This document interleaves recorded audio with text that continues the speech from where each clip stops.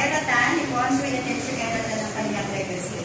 Meron naman po siyang 28 years in multi-level marketing experience, managing projects, and improve the overall operation of an organization. At ito po ang ilan sa kanyang mga achievements. Noong 2014, si sponsor natin si Eratan po ay awarded the Asia Pacific Top Woman Entrepreneurs Award. At 2015, she was featured in the cover for Global Business Magazine Asia.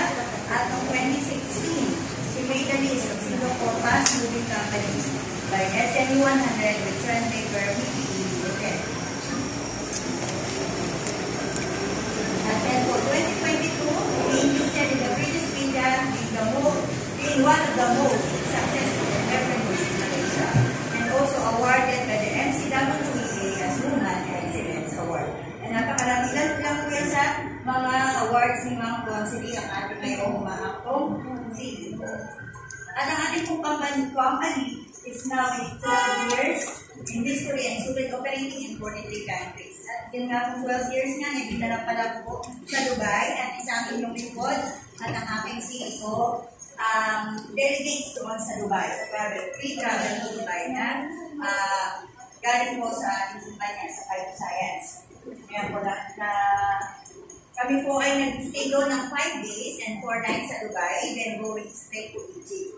At naman po ay sa kagandahang loob din ng ating grand upline, si upline Nasasa at si upline Ham. So, yung 12 days po namin, mostly ay sponsored ng mag-asawa.